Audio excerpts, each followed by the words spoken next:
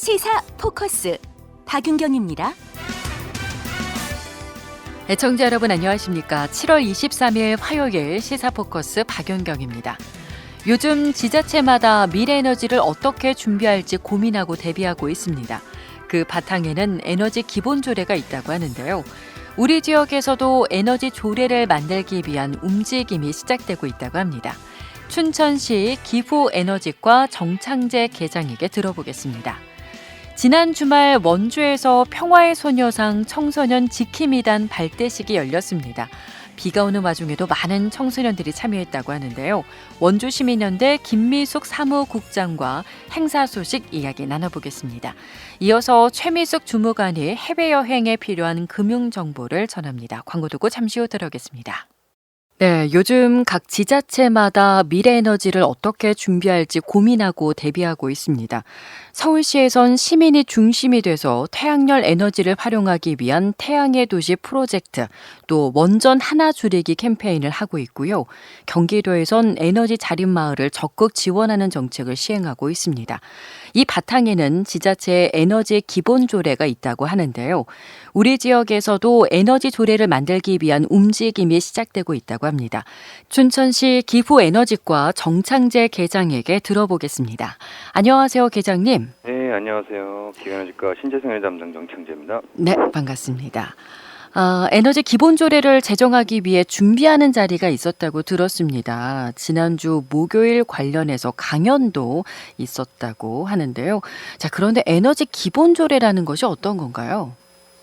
네.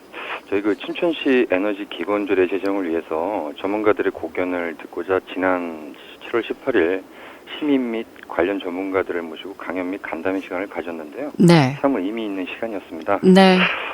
우리 시가 제정하려고 하는 춘천시 에너지 기본 조례는 에너지법 제4조에 따라서 춘천시의 안정적이고 효율적이며 환경 친화적인 에너지 수급 구조를 실현하기 위한 에너지 정책 및 에너지 관련 계획의 수립 시행에 관한 기본적인 사항을 정한 조례라고 말씀드릴 수 있습니다. 네. 이 에너지 관련 조례라는 것이 왜 필요한가요? 정부의 에너지 정책에 부응하고자 이 춘천시의 지속 가능한 에너지 체계를 구축하기 위한 기본 방향하고 주체별 책무를 명확히 규정해서 이를 통해 에너지 절약과 신재생에너지 개발 및 보급, 에너지 이용 효율화를 도모하고 환경 보존과 시민 복지 증진에 이바지하기 위해서 반드시 에너지 기본 조례가 필요하고요. 네. 아울러 지역 주민, 시민단체, 사업자 등 민간 부문 활동에 대한 지원과 에너지 관련 협동조합, 사회적 기업에 대한 재정 지원을 마련해서 시민이 참여하고 이익을 공유할 수 있는 내실 있는 지역 에너지 계획 추진의 근거를 마련하고자 함입니다. 네. 정부와 지자체의 에너지 정책은 어떤 방향으로 변하고 있나요? 대부분의 주민분들이 잘 아시겠지만 지금 전 세계적으로 화석연료로 인해서 발생되는 온실가스가 이 지구 기후에 악영향을 끼치고 있거든요. 네. 그래서 오래전부터 지구 온난화, 미세먼지 등 지구의 기후 위기에 대한 대부분의 국가들이 상당한 경각심을 갖고 있었고요. 이에 대한 대응책으로 유엔 기후 변화 협약 등을 통해서 온실가스 감축량 및 감축 이행에 대한 국가별 의무를 정하고 있고, 네. 온실가스 감축을 위해서 각각 노력을 하고 있는데요. 네. 이 원자력 발전이나 석탄 발전 그리고 화석연료 차량으로 인해서 탄소 배출이 심각하고 이를 감축하기 위해서 세계 각국은 지금 화석연료를 대체할 수 있는 신에너지 및 재생에너지 개발과 보급에 적극 매진하고 있습니다. 네. 그래서 우리 정부에서도 관계부처 협의를 통해 우리나라 온실가스 감축 목표를 배출 전망치의 37%로 확정한 2030 온실가스 감축 로드맵이라는 것을 확정하였고요. 네. 산업통상자원부에서는 2030년 신재생에너지 발전 비율을 20% 목표로 하는 신재생 3020 정책을 수립하는 등 이런 에너지 자립률을 높이고 탄소 배출량을 줄이기 위한 국가적 에너지 전환 정책을 지금 펼치고 있는 중입니다. 네. 이에 우리 춘천시도 신재생에너지 보급 확대로 정부의 이 신재생에너지 보급 정책과 온실가스 감축 정책에 부응하고자 지난 2018년 12월 16일 에너지 혁신도시 춘천을 선포하였고요. 네. 그럼으로써 에너지 자립 목표를 설정해서 올해부터 춘천시 에너지 정책의 실현을 위해서 지역 에너지 신산업 활성화 지원 사업 추진 등 여러모로 신재생 에너지 보급 확대에 적극 노력하고 있는 중입니다. 에너지 자립을 위해서 이제 시작 단계이군요. 예. 그 18일에 이제 시민과 전문가들을 이제 모아서 강연과 또 간담회가 있었다고 하셨잖아요. 예. 그 자리에서는 좀 어떤 의견들이 나왔는지도 궁금한데요. 주로 이제 시민 관련 전문가분들의 말씀은 주로 이제 기후 위기에 대한 것들을 이제 절실히 느끼시다 보니까 네. 주 내용은 지구 온난화에 대한 대비를 위한 방안을 좀 조례안에 담았으면 좋겠다는 내용이고, 네. 그다음에 시민이 참여할 수 있는 제도적인 근거를 좀 마련해달라 하는 주 내용이었습니다. 네. 그 다른 지역에서는 좀 어떻게 시행하고 있는지도 궁금한데 제가 앞서 시작할 때 뭐 서울시나 경기도의 이야기를 잠깐 언급을 했습니다만 춘천시에서 벤치마킹할 만한 것들 좀 어떤 것들이 있을까요? 좀 자세하게 쉽게 좀 설명을 해 주실까요?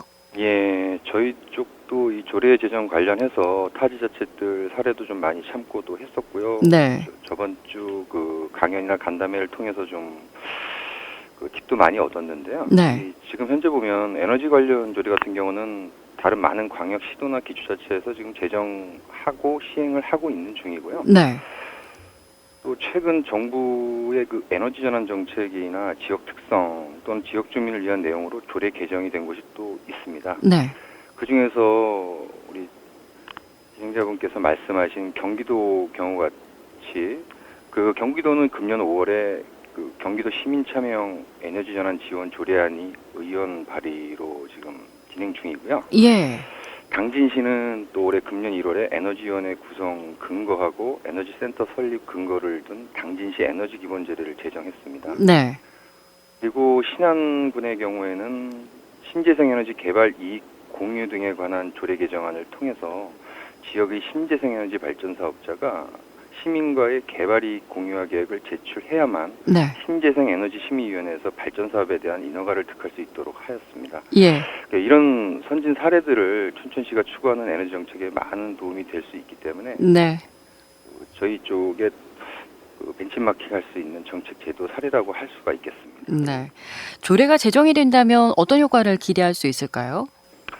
저희 춘천시 에너지 기본 조례가 제정된다면 춘천시의 지속 가능한 에너지 혁신도시 조성을 위한 기본적인 근거가 마련되기 때문에요.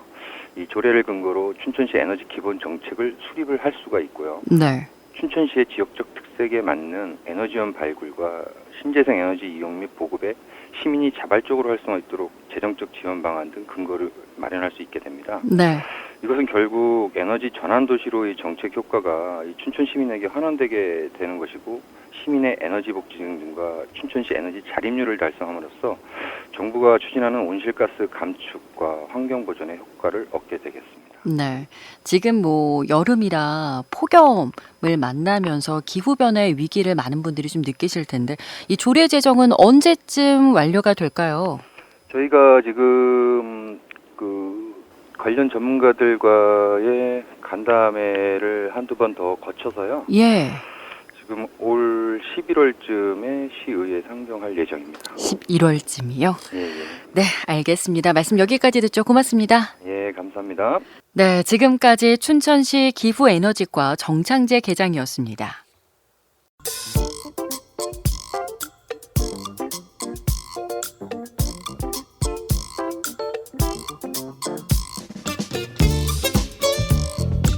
네, 최근 우리나라 청년 4명이 평화의 소녀상에 침을 뱉고 조롱해 공분을 산 사건이 있었습니다. 그리고 이 청년들은 검찰에 송치가 됐죠. 이 가운데 우리 지역 원주에선 평화의 소녀상 청소년 지킴이단 발대식을 열었는데요. 비가 오는 와중에도 많은 청소년들이 참여했다고 합니다. 이날 함께하신 원주시민연대 김미숙 사무국장과 이야기 나눠보도록 하겠습니다. 안녕하세요, 사무국장님. 네, 안녕하세요. 지난 토요일에 평화의 소녀상 청소년 지킴이단 발대식이 열렸다고 들었습니다. 잘 마치셨어요? 네, 잘 마쳤습니다. 네. 아니, 이 행사를 준비하시게 된 이유가 있으실 것 같아요. 네, 저희 단체에서 2015년에 거리 모금을 시작으로 시민들과 관내 65개 단체들이 아우러져서 원주 평화의 소녀상을 정부에서 12번째로 건립했어요. 네. 예, 건립 이후에 시민들의 제안으로 소녀상을 밤에도 환하게 밝힐 수 있는 조명도 설치하고 네. 또 CCTV도 설치해야 된다라는 제안을 해주셔서 원주시에서 설치해 주셨어요. 네.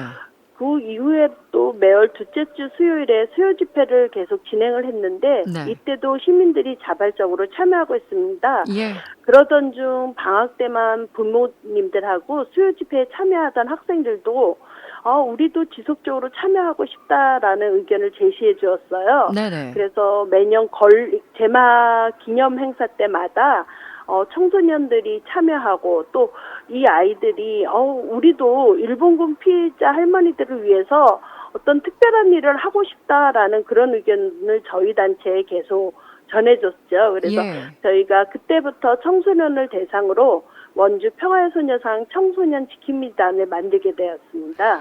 아, 청소년들이 먼저 제안을 한 거네요. 네. 어떠세요? 이렇게 청소년들의 참여가 중요한 이유가 있을 것 같아요. 네. 청소년들이 원주 평화의 소녀상 청소년 지킴이단에 자발적으로 참여하게 된 가장 기본적인 이유라고 하면은 그들이와 같은 나이대 소녀들이 본인들 의지랑 상관없이 예. 일본군에게 강제로 끌려가서 예. 무참히 짓밟히고 상처 입었다 이런 것에 좀 분노하기 때문인 것 같습니다. 예. 그래서 청소년 지킴이단에 참여하는 청소년들은 뭐 어른들의 지시보다는 스스로 본인들이 어떤 일을 해야 될지 서로 의논해서 정하고 행동을 하고 있습니다. 네. 그리고 또 이미 원주 평화의 소녀상 청소년 지킴이단은 소녀상 주변 정화 활동은 뭐 기본으로 하고 있고요. 예. 또 일본군 위안부 피해자에 대한 정의로운 해결을 위한 캠페인도 본인들이 친구들끼리 서로 날짜를 맞춰서 솔선수범하고 있고요. 네. 그다음에 재작년 같은 경우는 청소년들이 직접 디자인을 해서 소녀상 배지를 만들었어요. 네네. 그래서 그 배지를 판매하고 또 그 기금을 할머니들에게 좀 필요한 데 쓰십시오 이러면서 기부도 하기도 했습니다. 네. 청소년들이 정말 대견하네요. 이날 학생들이 성명문도 냈다고 들었거든요. 그날 학생들이 전달한 메시지 우리 청취자 여러분께도 좀 전달을 해주시겠어요? 그럼 제가 대신 좀 읽어드리겠습니다. 네. 올해는 3.1 만세운동 100주년이 되는 해이고 광복 73년이 되는 해이다. 우리는 미래를 책임질 청소년이다. 우리는 일제시대 나라를 빼앗기고 서름을 받으신 할아버지 할머니들의 고통을 잊지 않고 있다. 일제시대는 사라졌으나 아직도 일본은 우리나라를 무시하고 존중하지 않고 있다. 일본은 지금도 일제시대에 끌려가서 고생을 하신 할머니들에게 진정으로 잘못했다고 말하지 않고 있다. 우리 국민들에게 상처를 주고 있다. 우리는 용기 있고 솔직한 사과를 해야 좋은 사람이고 좋은 나라라는 것을 알고 있다. 일본이 사과하길 바란다. 일본과 잘 지내고 싶다. 우리는 우리 이웃나라 일본이 우리에게 또다시 아픈 역사를 주지 않기를 바란다. 네. 우리 청소년들은 일본 청소년들과 가까운 친구가 되고 싶다. 네. 그러려면 일본의 지도자, 위들은 위안부 할머니들에게 사과하길 바란다. 일본이 사과하는 그날까지 우리 청소년들은 소녀상을 지킬 것을 약속한다. 네. 우리는 평화로운 세상에서 살고 싶고 다음과 같이 주장한다. 네. 하나, 일본은 반성하라. 둘, 일본은 사과하라. 셋, 우리가 소녀상을 지킨다. 2019년 7월 20일 원주 평화의 소녀상 청소년 지킴이다 발대식 참가자 일동. 네. 이렇게 아이들이 직접 네. 이렇게 성명문을 직접 썼습니다. 그래서 예. 당일날 참가자들하고 같이 요거를 발표도 했습니다. 네. 결코 잊어서는 안 될 그 아픔에 대해서 누구보다 책임감을 갖고 있는 것 같아요. 우리의 청소년들이. 네. 아이고. 그러면은 앞으로 청소년 지킴이단은 어떤 활동을 하게 되나요? 가장 먼저 다음 달 8월 14일이 일본군 위안부 피해자 기림일로 작년부터 국가기념일로 지정됐어요. 네. 이때 원주 평화의 소녀상 제막 4주년 기념 행사를 준비하고 있는데 그때 요 청소년 지킴이단이 참여하고요. 네. 또 시민들에게 일본군 위안부 피해자들에 대한 청소년들의 생각을 시로 표현해서 시화전을 준비하고 있습니다. 예. 또 개막 기념 행사에는 행사의 보조 역할을 해서 행사가 잘 진행될 수 있도록 하고 또 그 밖에 일반인들이나 본인 또래 청소년들을 대상으로 캠페인도 준비하고 있습니다. 그래요.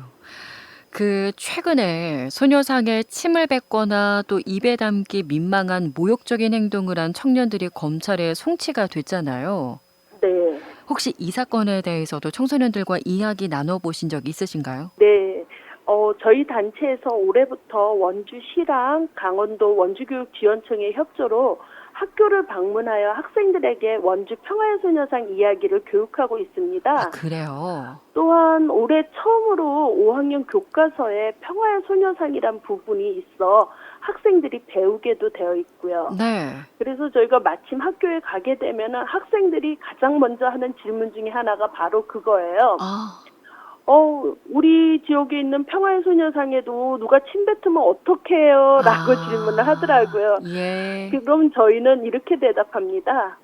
원주 평화의 소녀상은 원주시에 시 조형물로 등록되어 있어서 침을 뱉는다면은 바로 경찰에 처벌을 받는다. 예. 이랬더니 아이들이 다 너무 잘 됐어요라고 네. 안심하면서 이 사건이 그냥 TV에서 다른 지역에서 있는 사건이 아니다.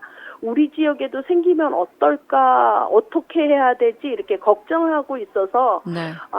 이렇게 교육하는 입장에서 또 원주 평화의 소녀상을 지키는 입장에서 굉장히 뿌듯하고 또 자부심도 느끼게 됩니다.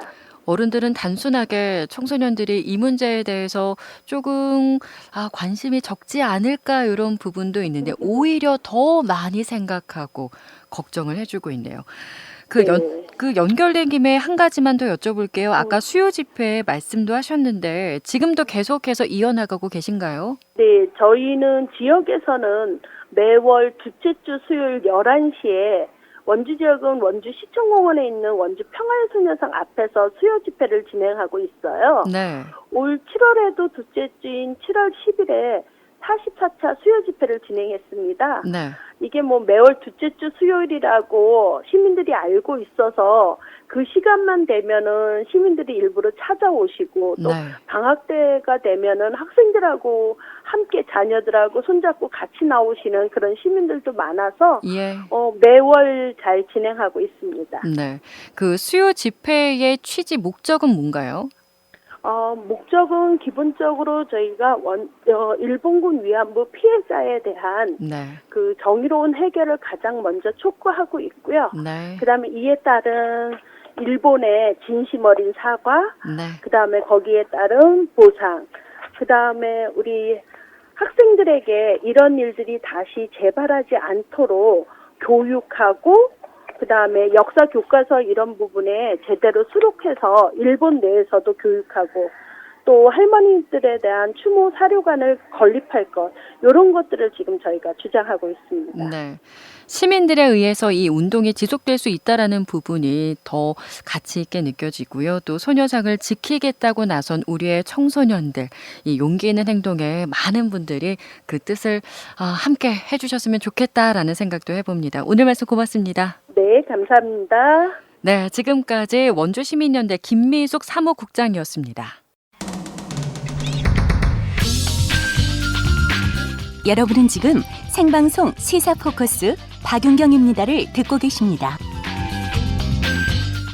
네, 매주 화요일 이 시간은 각종 소비자 민원과 분쟁 사례를 통해 소비자 유의 사항을 알아보는 지금은 소비자 시대입니다.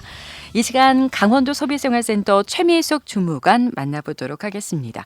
안녕하세요. 네, 안녕하세요. 지난주에 해외여행과 관련해서 말씀하시면서 이번 주에도 이어서 조금 더 구체적으로 말씀을 해주신다라고 하셨어요. 네, 오늘은 이제 금융에 관련된 거, 카드 사용을 어떻게 해야 되는지, 또 환전은 어떻게 해야 되는지 네. 이제 지난 시간에 맛보기로 보여줬던 것들을 오늘 구체적으로 좀 말씀을 드리겠는데요. 네. 일단은 해외에 나간다 그러면 환전은 필수잖아요. 그렇죠. 그리고 또 현지에서 카드 결제할 일들이 생기게 되는데 해외여행을 떠나기 전부터 다녀온 후에까지 카드 관리 어떻게 해야 되는지 이런 내용에 대해서 오늘 좀 상세하게 말씀드릴게요. 네. 여행을 떠나기 전에 환전을 할 텐데요. 환전 수수료를 얼마만큼 우대받을 수 있는가 이 부분이 중요하겠죠. 예, 요즘에는 주거래 은행보다도 아예 주거래 은행에서도 이렇게 얘기를 해요. 모바일 앱을 통해서 환전 신청하세요. 그러면 수수료율을 90%까지는 그래요. 낮춰요. 그러니까 모바일 앱을 이용을 하게 되면 우리가 이제 주요 통화로 인정이 되는 것들이 달러하고 유로하고 엔화잖아요. 네. 이런 경우는 조금 전에 얘기했지만 90%까지 수수료율을 할인받을 수가 있어요. 네. 네, 근데 이제 한 가지 환전 금액이 한도가 있다는 거 하고 또 영업 이용 시간 내에 이용을 해야 된다는 이제 이런 것들이 불편하겠지만 그래도 수수료율은 최대로 받을 수 있다. 이렇게 알아두시면 되겠네요. 이 환전 수수료율이 은행마다 다르잖아요. 네. 혹시 쉽게 비교해 볼 수 있는 방법이 있을까요? 예, 이제 환율이라는 거는 사실 똑같이 적용이 되잖아요. 네. 기본적으로. 그래서 이제 은행마다 적용 환율과 이제 환전 수수료율을 고시를 하고 있는데 뭐 내가 주거래 은행이 없는 일반 주부거나 학생이거나 이런 사람들이 환전을 해야 될 때는 뭐 특별히 어떤 한 은행을 지정을 해놓고 예금 통장 뭐 적금 통장이 있다 하더라도 크게 우대받을 수 있거나 이럴 수 있는 상황은 안 되잖아요. 네. 그래서 몇 군데 은행들을 조사를 하게 됐는데 그럴 때 하나하나 은행마다 접속해서 알아보는 게 얼마나 불편한 일이에요. 불편하죠. 그래서 은행연합회 홈페이지에 들어가는데 이것도 불편합니다.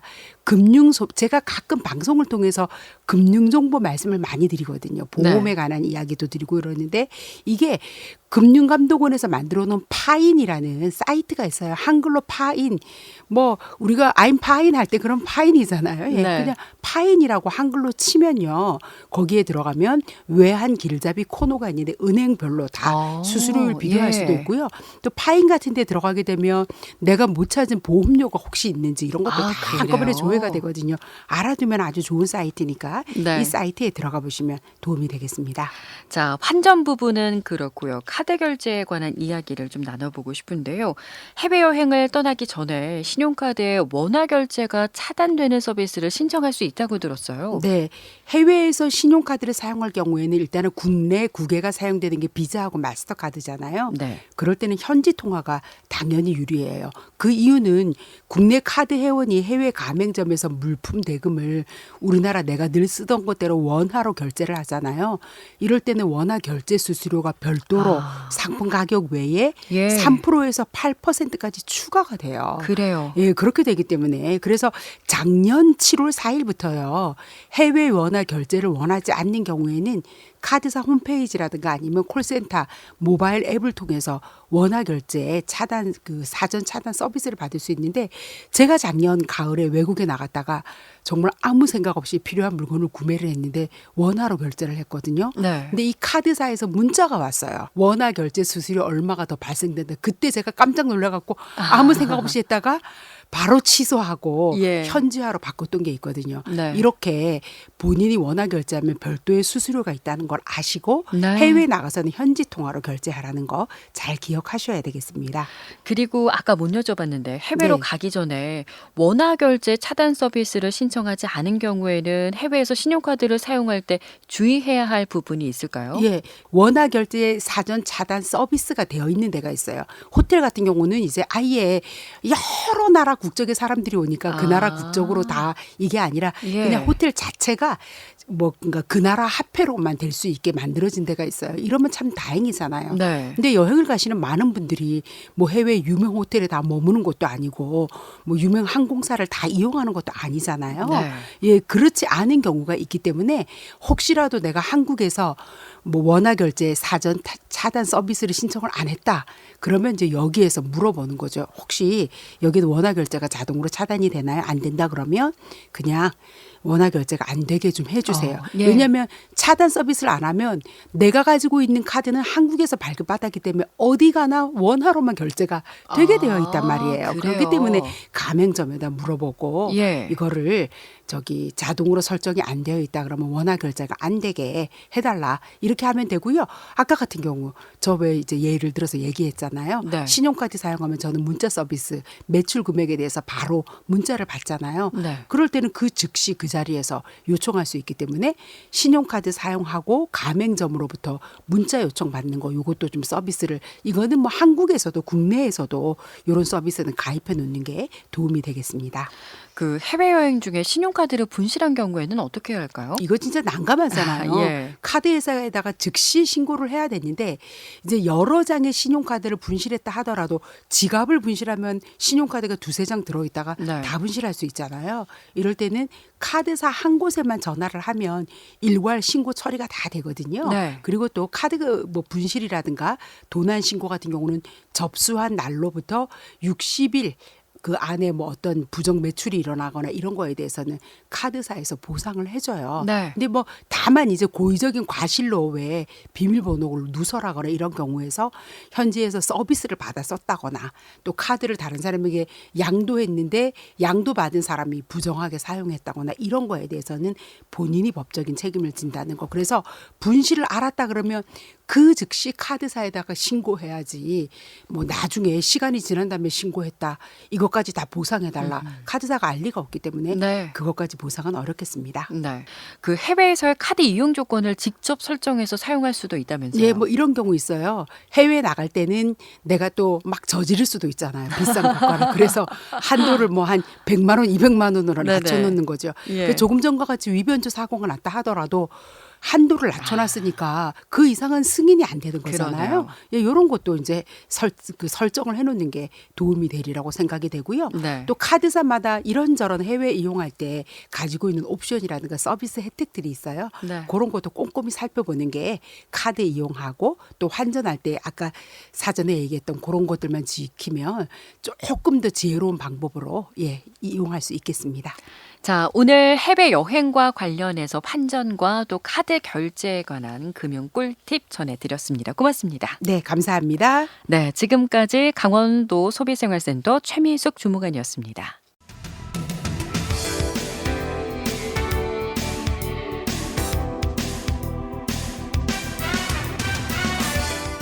네, 시사포커스 박윤경입니다. 오늘 소식 여기까지고요. 저는 내일 낮 1시 30분에 다시 찾아뵙겠습니다. 고맙습니다.